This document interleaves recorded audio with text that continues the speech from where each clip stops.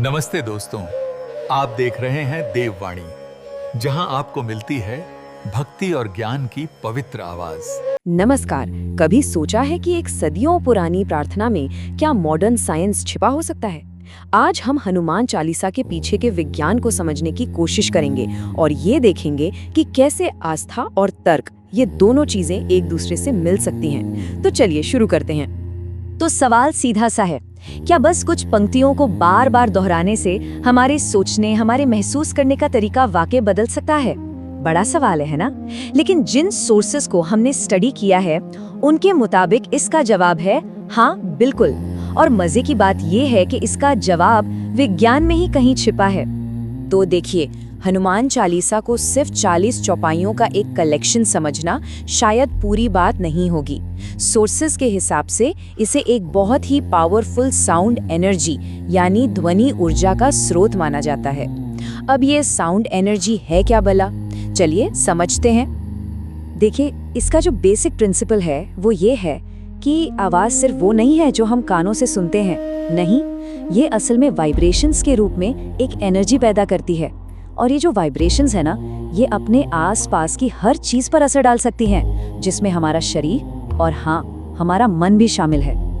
तो चलिए सबसे पहले इसके साइंटिफिक कनेक्शन को ही पकड़ते हैं। सवाल ये है कि आखिर ये साउंड वाइब्रेशंस हमारे दिमाग के साथ करती क्या हैं? होता ये है कि जब चालीसा को एक रिदम में, एक लय में पढ़ा जाता है, तो उससे एक बहुत स्पेसिफिक साउंड फ्रीक्वेंसी पैदा होती है। और सोर्सेस के मुताबिक सारा का सारा खेल इसी फ्रीक्वेंसी का है। यही इसके असर का राज है। तो ये फ्रीक्वेंसी करती क्या है? ये हमारे दिमाग में अल्फा वेव्स को एक्टिवेट कर देती है। अब ये अल्फा वेव्स क्या हैं? ये हमारे ब्रेन की वो तरंगे हैं जो कह सकते हैं रिलैक्स्ड स्टेट से जुड़ी हैं। शांति, मेडिटेशन, पॉजिटिव थिंकिंग, ये सब। मतलब ये वो स्टेट है जब कोई जागा हुआ तो है, लेकिन एकदम शांत और स्ट्रेस फ्री महसूस कर रहा है। और जब ये अल्फा वेव्स एक्टिव होती है ना, तो सोर्सेस के मुताबिक इसके कई जबरदस्त फायदे देखने को मिलते हैं। जैसे कि स्ट्रेस कम होने लगता है, ब्लड प्रेशर बैलेंस में आ जाता है, एक तरह की मेंटल पीस, मानसिक शांति महसूस होती है। और तो और दिमाग पहले से कहीं ज्यादा स्टेबल और फोकस्ड हो जाता है। लेकिन रुकिए, कहानी सिर्फ दिमाग तक ही खत्म नहीं होती। ये जो असर है ये पूरे शरीर तक फैलता है। पर सवाल ये है कि कैसे? यहाँ पर एक साइंटिफिक फैक्ट काम आता है, वो ये कि हमारा शरीर करीब करीब 70% पानी से बना है। अब ये नंबर जरा ध्यान में रखिएगा, क्योंकि अगली बात इसी से जुड़ी हुई है। तो जो थ्योरी दी गई है वो ये है कि इन मंत्रों की जो वाइब्रेशंस हैं वो हमारे शरीर के अंदर मौजूद पानी के स्ट्रक्चर पे असर डाल सकती हैं। मतलब इस आइडिया के हिसाब से जब पॉजिटिव मंत्रों का जाप होता है तो वो हमारे बॉडी सेल्स के अंदर एक पॉजिटिव एनर्जी पैदा करते हैं। चालीसा की ये लाइन तो बहुत ही फेमस है, भूत पिशाच निकट नहीं आवे। अब ट्रेडिशनली तो इसका मतलब बुरी ताकतों से प्रोटेक्शन माना जाता है ना?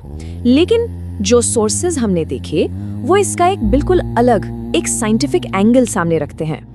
ये बहुत दिलचस्प है कि कैसे एक आध्यात्मिक कॉन्सेप्ट को साइकोलॉजिकल टर्म्स में देखा जा रहा है।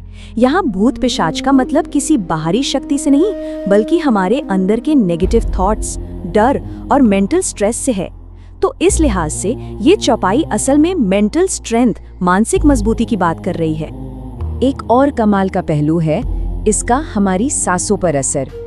जब कोई एक रिदम में चालीसा पढ़ता है तो सांसें अपने आप रेगुलेट हो जाती हैं। और ये जो गहरी रिदमिक ब्रीदिंग है, ये हमारे नर्वस सिस्टम को शांत करती है, स्ट्रेस कम करती है और पूरी बॉडी को रिलैक्स कर देती है, बिल्कुल एक ब्रीदिंग थेरेपी की तरह। चलिए अब साउंड के फिजिकल इफेक्ट्स से थोड़ा आगे बढ़ते हैं और इस प्रैक्टिस के साइकोलॉजिकल असर पर फोकस करते हैं, क्योंकि यहाँ भी बहुत कुछ इंटरेस्टिंग है। जरा सोचिए, जब कोई 10-15 मिनट के लिए सिर्फ चालीसा के शब्दों पर अपना पूरा ध्यान लगाता है तो वो क्या कर रहा है? वो प्रेजेंट मोमेंट में आ जाता है ना? और आज की दुनिया में इसी प्रैक्टिस को तो माइंडफुलनेस कहा जाता है। ये दिखाता है कि कैसे एक सदियों पुरानी प्रैक्टिस मॉडर्न साइकोलॉजी के प्रिंसिपल से मिलती है।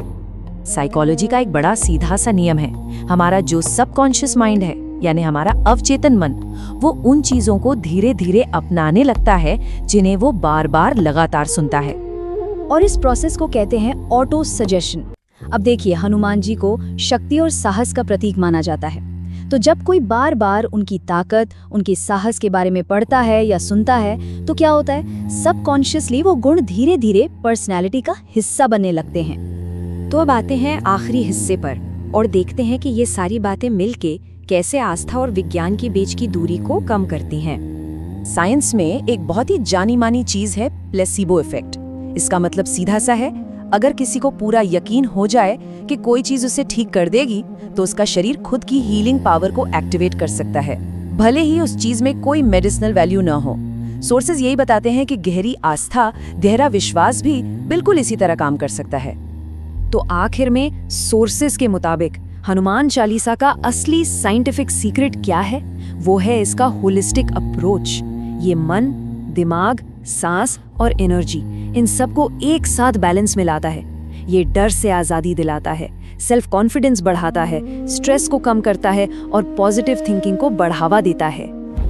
और ये सब हमें एक बहुत बड़े आइडिया की तरफ ले जाता है कि शायद आस्था और विज्ञान एक दूसरे के दुश्मन नहीं हैं। हो सकता है वो एक ही सिक्के के दो पहलू हों, जो साथ मिलकर हमारी वेलबींग को, हमारी भलाई को बढ़ाने का काम करते हैं। तो आखिर में एक सवाल जरूर सोचने पर मजबूर करता है कि ये आस्था का विज्ञान है या फिर विज्ञान में आस्था। एक ऐसा सवाल जो हमें विश्वास की शक्ति और प्राचीन ज्ञान में छिपे तर्क दोनों को एक नए नजरिए से देखने के लिए छोड़ जाता है। तो दोस्तों, आज की वीडियो में बस इतना ही। अगर आपको ये वीडियो पसंद आया हो तो इस वीडियो को लाइक करें, शेयर करें और हमारे चैनल को सब्सक्राइब करना न भूलें। बेल आइकन को जरूर दबाएं ताकि ऐसी धार्मिक और